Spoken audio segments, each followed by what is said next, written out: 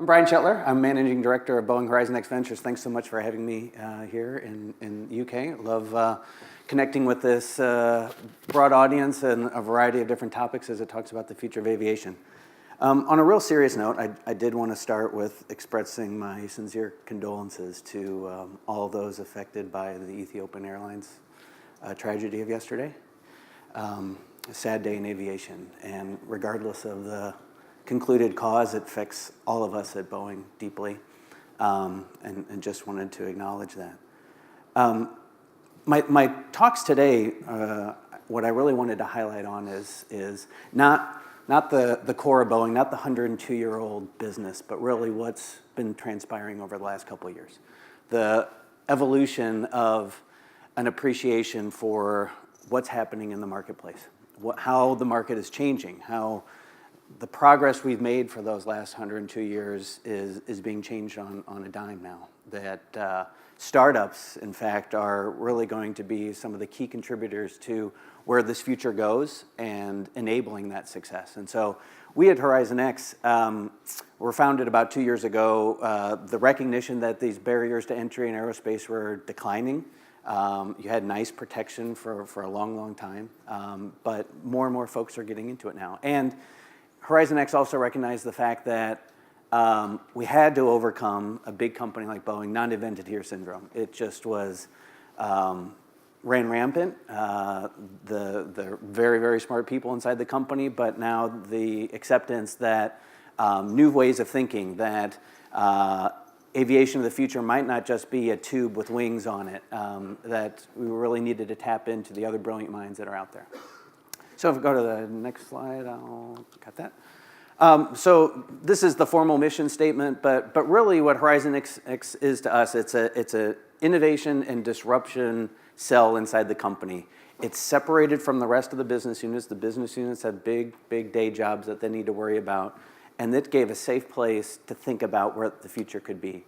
A place that was safe to look at things from different lenses, a place that was safe to partner with non-traditional companies that may not be an airline, that may not be a government agency, really the two major customers and partners of Boeing of old, and a safe place to invest in and fundamentally grow a startup ecosystem that traditionally might have been viewed as an enemy instead of a partner. So we stood that up. We're about 2 years in now, and we have this lens. It's a strategic toolkit that I think would apply to a lot of the more legacy companies here, but even early stage companies. Disruption is where we start. We think about where the cracks in the foundation are, where the opportunities are in the future, what that future could be. How do you have a hypothesis-driven future of new forms of mobility? We heard about electric flight and eVTOLs. That's certainly up there. What's the future potentially of hypersonics, supersonics, space travel to get from A to B? All those great things that you hear a new startup every day kind of trying to solve a difficult problem, trying to look at those in a very focused way. The market and business development opportunities are really about that non-traditional experience, but also creating the new markets. You know, put on your best Steve Jobs, Apple sort of mindset of, well, it maybe doesn't exist today. Yeah, you could go about incremental innovation and just keep doing what you're doing, but what is that new, untapped experience and market that we should really drive together? And how do you do it together? No single company can do this alone. It's a fundamental recognition and appreciation that I think we all have. It requires the talents, the experiences, the backgrounds of so many stakeholders, new inventors, support on the regulatory side, and then those markets can come to reality. And then a tool at our disposal is the venture investment, which is the part that I lead. But it's really, at the end of the day, you take all of those inputs, and where do we want to make discrete bets? Where do we want to make focused, direct investments and build partnerships with new innovators and entrepreneurs to bring all of these visions that you're going to hear about over the next couple of days to a reality? It's very targeted, and it's we also think about it as an ecosystem. It's not discrete one-off bets. It's how you pull it all together. How you think about it as a systems integration problem or a final integrations problem, and coupling all of these discrete pieces together for the frankly the improvement of the world. How do we fix these transportation challenges? The gridlock. How do you the emissions? The road rage of being stuck in traffic for an hour and a half each day. So. These are, you're going to look at this list and see a fundamentally broad set of definitions, but when I think about the key unlocks to all of these features from a technology perspective, these are the 12 that really hit home with me and the ones that I pay a lot of attention to. And you can drive a truck through a lot of these definitions. They're intentionally sort of broad, but you don't want to artificially put some blinders on either that makes you miss out on key opportunities. Disruptive mobility, again, very, very broad, but I would argue that that's about platforms. That's about infrastructures that will enable these new platforms. We talked about vertiports and charging stations and everything from the talk this morning. It also encompasses everything that a passenger, a person might experience getting from point A to point B. So moving away from just a hardware-centric sort of mindset to what's the passenger experience? What's the conveniences or entertainment or shopping, whatever they can do along that potential journey that isn't just about a fuselage with wings. To make the future a reality, regardless of what you produce, you're going to have to change the manufacturing sort of protocols and paradigms of how we do things today. You're going to be talking about volumes that traditional aerospace is just not accustomed to. I mean, we think it's impressive producing 57 737s a month. I mean, that's a lot in the history of aviation. But when you're talking about the needs of hundreds of thousands of eVTOLs or something to make a nodal network sort of work, you have to manufacture and produce things in a much more, I would argue, an automotive sort of mindset of the type of volumes. And I'm not going to talk about all these because I'd suck up the whole 20 minutes there. But AI and ML is again, another sort of key enabler. And a lot of these, will take roots from consumer grade tech, could be something that was proven successful in automation, in automotive, making something more autonomous. The keys to all these, though, are how you make it certifiable. How do you make a regulatory body or a network of regulatory bodies around the world comfortable that something that might have had its origins in an industry nowhere near as rigorous as aerospace, that we can get comfortable, that we as a society, we as a regulatory body can get comfortable that AI that's now in my platform, that I'm putting my life in the hands of, is safe and secure. And so that's where we think about the nuances of all of these. There was a couple questions today about cybersecurity and how you make sure the eVTOLs aren't hacked. I'd argue A&D grade cybersecurity for everything that we're talking about is a key underpinning, right? You cannot at all afford a hack of some sort of platform that's traveling over urban centers. And there's so many others as well. Propulsion, I just want to highlight on that a little bit. Propulsion, we heard all of the merits about electric propulsion this morning, the electric motor, electric propulsion. Firmly believe in the market opportunity for that 0 to 300 mile disruption to occur. Makes perfect sense. But then there's also the other forms of new ways of getting long distances, right? And so that might be people that value time over nothing else and want to travel at the speed of sound or higher. So there's going to be no one solution here that fits it all. It's going to be a blend. And so we're going to invest in supersonic propulsion technologies and try to drive a future of low-cost, affordable supersonic transport. Now, then you can go even more far-reaching, decades from now, of hypersonic transportation. How do you go Mach 5 and higher? I think we'd all love to get from here to Tokyo in 31 minutes or something like that. I mean, that can fundamentally change how work is done, how people engage and how the world travels. And so if you can do that economically and safely, by all means, we're gonna focus on the technologies that'll try to get you there. And then lastly is everything that isn't hardware necessarily, and I bucket that in sort of a logistics. You could have new forms of business models, right? It's not just about how you sell that particular platform and get that one-off revenue stream.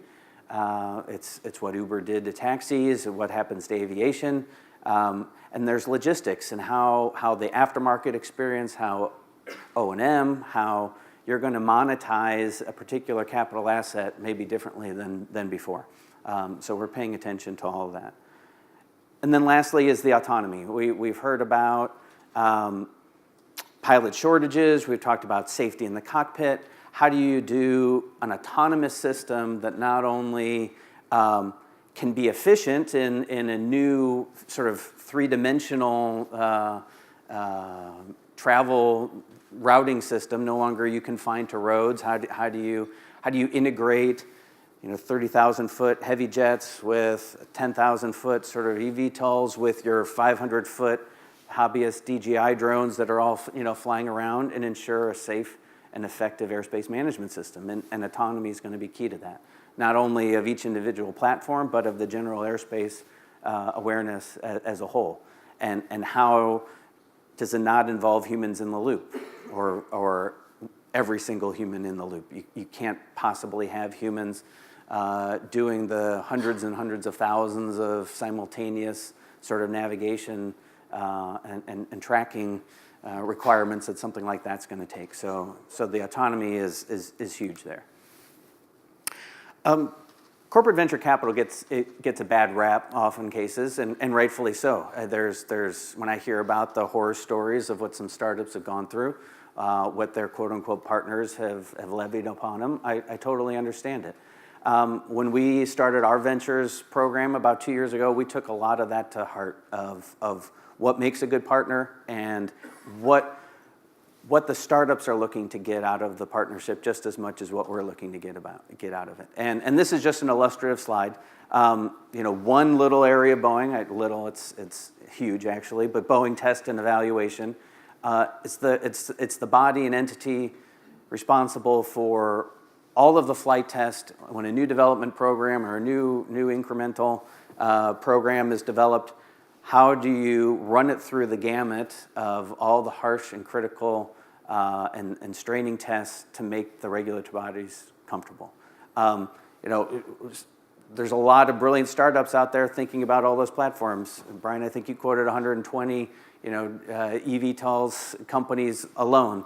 How are each and every one of them going to get certified for lightning strikes? How are they going to get, certified for icing, harsh and hazardous weather? Those are capitally intensive assets that are simply cost prohibitive for a small 20-person, 30-person startup to try to run their platforms through. Those are the types of things we want to partner with our companies and the companies we invest in to help them overcome those testing hurdles and make sure that they're going to be safe. Make sure that we can trust that it's been through the same sort of rigor that's going to be needed if you're putting people's lives in it. So BT&E does a whole host of things, and the first thing that we do when we invest in a startup is arrange an introductory meeting, try to understand the roadmaps and development if it's a more platform-oriented technology, and help them walk through the necessary steps that a certifying body is going to take. And you see a smorgasbord of all sorts of other things that we offer just in this one little entity. But I'm going to overuse the phrase, it is a no-kidding partnership. It's the belief that the combined entity, the combined partnership is greater than the sum of the parts, and that we're going to bring the best of a 102-year-old company to these investments, and we're really going to help nourish the innovation and agility that exists with them to try to drive to that new mobility future. Lastly, just a little bit on our portfolio. We believe this isn't a localized problem. There's a lot of concentration here in the US, obviously. A lot of great startups, particularly with an aviation focus, are starting to grow up in the US. If they weren't started there, they're starting to move there to just tap into the regulatory frameworks. But at the same time, our philosophy is great innovation is going to happen anywhere. It's not going to confine itself just to Silicon Valley. It's not going to confine itself just to the US. And so having our eyes and ears open for all of the potential great entrepreneurs around the world that are trying to solve these challenges and make the world a better place, we're all in. We've done 2 investments here in the UK. We've done 1 investment down in Australia. The rest have been US. But we're going to do more internationally. We've seen in less than 2 years since we've been alive and well in HorizonX, we've seen over 4,000 startups. Now, just think about that for a second, and those are the ones that we've been made aware of. So 4,000 startups around the world think they have something novel and unique that's going to contribute to the betterment of society from a mobility perspective.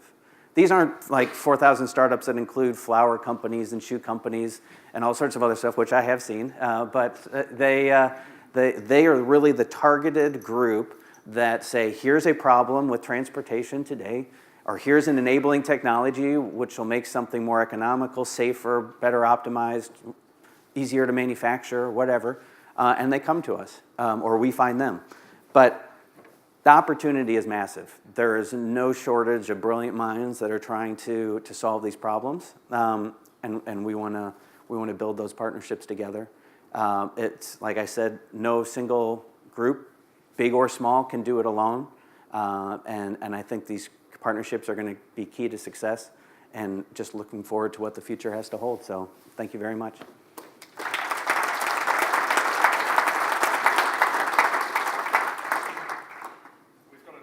We've got a few questions. Okay. One I wanted to ask you is, you touched on aircraft manufacturing being and how a lot of the urban mobility of the future is going to be more like automotive. You know, you produce 1,200 aircraft in a year. Yeah. You know, a car company does that in a week. Right. Is it going to be the auto manufacturers who win in this sector rather than the aerospace? I think there's an opportunity for the best of both there, really, and that's part of the non-traditional partnerships that I alluded to a little bit, is how do the best of an aviation and the best of potentially an automotive company and those relative experiences come together. You know, there's different views on what reliability and what safety might come into play there too. You know, the anecdote we always use is, well, if your car has an issue, you just always pull over to the side of the road and, you know, you change the tire, or you know, get a new spark plug, or, you know, whatever you need. It's a little more complicated at 30,000 feet. So, you know, you need to make sure the manufacturing systems don't compromise on sort of the reliability and the safety aspects, but at the same time can work the efficiency angles and volume angles that are going to be needed by the market. So You've got loads of questions. You can take a seat if you like. Oh, yeah. Do you have any reflections on Boeing's recent acquisition of 4Flight, the general aviation flight planning business? Yeah, so that wasn't something that came out of HorizonX. That was actually more of an early stage company that was driven from a business unit, which is actually pretty unusual. Big acquisition focus inside of Boeing generally falls on the big, mature needle mover from a revenue standpoint. 4Flight was an interesting one. I mean, it's all about Boeing Global Services, a business unit that Boeing stood up about a year ago, dedicated to grabbing more of that non-traditional commercial, you know, traditionally commercial aviation sort of market that wasn't just hardware specific. 4Flight's just a way to broaden our exposure, much like we're doing in HorizonX, to your general hobbyist sort of pilot, all the way to a business class suite of market exposures. So 4Flight's just a great avenue with a great product that gets us into these new markets. You know, as the easiest way to summarize it is, Boeing doesn't want to just stay in the same channels that it was for 102 years. I think there's a follow-on question, and what about Aurora? Yeah, I mean, Aurora was almost a precursor to HorizonX from a manufacturing point of view. How do we prototype differently? How do we rapidly lay up some carbon fiber and put a new aircraft together? How do we build a passenger air vehicle in new ways that didn't morph itself out of a 9-year development program like a 787 or an NMA would? So it was really trying to tap into some leaders in prototyping that could kickstart various programs, and then the rest of Boeing can sort of tap into that to make things better. A follow-up question on, are you looking at developing joint ventures with automotive manufacturers? That wouldn't be something I would comment on. I would just call partnerships of all shapes and sizes are on the table for any kind of non-traditional partner. I won't highlight automotive specifically. There's a lot of discrete pieces that can make things better. So, I think we have to go to a question from Jack Newton. If you put your name on a question, you automatically jump up, or someone else's name. It doesn't have to be your own. Provocative.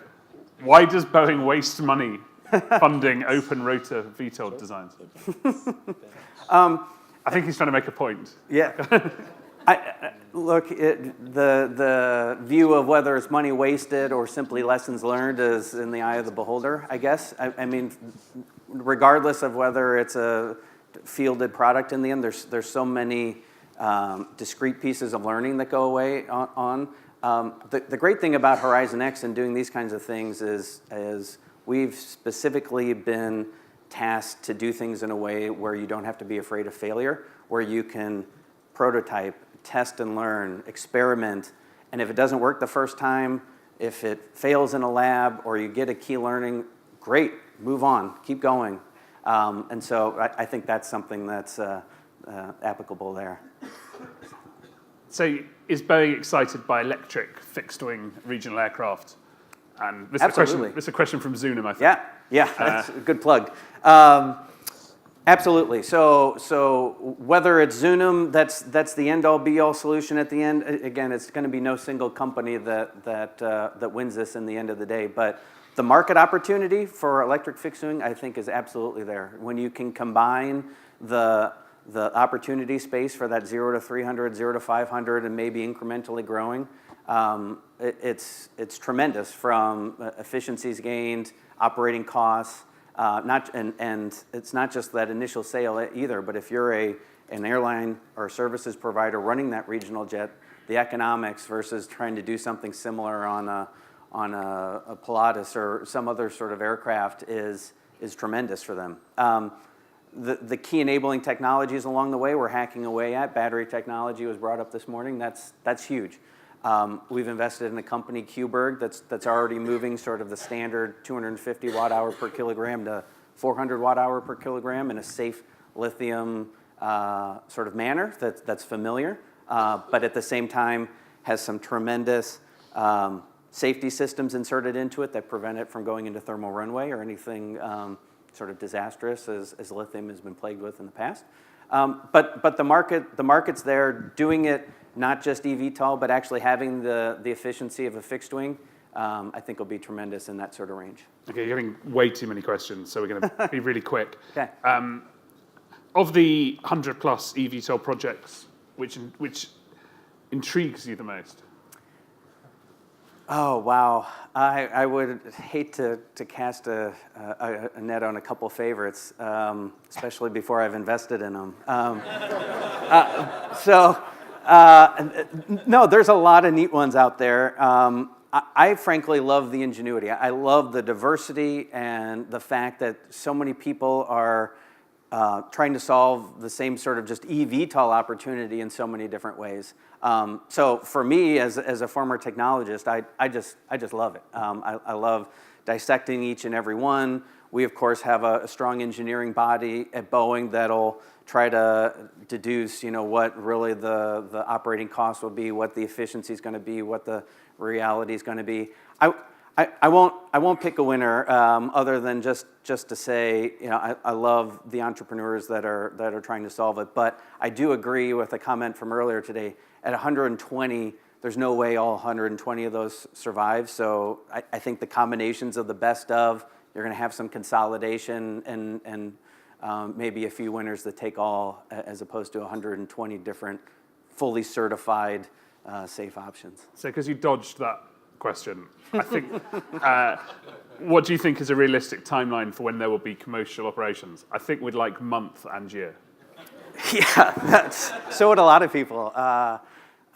So my view is it's going to start with cargo, not with people. And I think a lot of people believe that to do the slow walk of a regulatory and safe system and overarching aerospace infrastructure, you'd much rather be transporting goods via sort of an autonomous, or even if it's one pilot sort of eVTOL platform. I hate saying it all depends, but I mean, if you listen to the CEO of Boeing, Dennis, he'll say it's going to be there in the next 5 years. I love the spirit and the passion that he has around it, and the fact that he's trying to push not only the external sort of regulatory side, but also the technologists to get us there. So I like that answer. I'm not going to go against my CEO. So I was going to say, yeah, so... okay, let's do some quick fire answers. Does the location of... are European... You're an American company. You're based in America. Are European startups at a disadvantage? Yes or no? I don't think so. I come to Europe quite a bit. In fact, I would say that from a Boeing whole, we tap into the Boeing international presence of the company, which is quite robust in Europe, and particularly in the UK. The UK is one of our largest sites outside of the US. I think the rest of Europe, we're paying attention to everything from, well, you have a lot of startups in the eVTOL space growing out of continental Europe, but we're here all the time. I have a European focal that's in the region that's going to all the startup events and trying to keep aware of what's going on. How much capital have you deployed in the last 6 months? So we do investments. We don't disclose this. I would say we deploy in the hundreds of millions. How many deals have you done? We're up to 20 publicly released portfolio companies. Okay, where can we find more information for your requirements? Please reach out to me. Talk to me. You can go to our website at boeing.com/HorizonX and stop me at any point in time, or maybe at this event, a future event. Send me an email, brian.schettler@boeing.com, and I'm happy to hear from you and learn more. And I just think this is a nice comment. How do you reassure the other investors in a portfolio company that Boeing is not going to make an offer? I'm taking this in the mafia sense. Not right. So other than just having to take my word for it, we go into all of the what the which mafia, is very mafia. Mafia would say that too. Just trust me. But we're not. Our going in position of any investment is not centered around a full-off acquisition or in any way compartmentalizing a company for Boeing's use only. Our view is making a company successful for the betterment of aerospace in general. And if it becomes the de facto standard, great. If Airbus can tap into it, if the other players can tap into it, other countries, government partners, great. We want to drive the future together. This isn't about just a bear hug grab for our use only. Great. And thank you. You can ask the 20 other portfolio companies if that's true or not. I really believe it, and I think they would tell you that as well. They're too scared not to. Thank you very much. All right, thanks.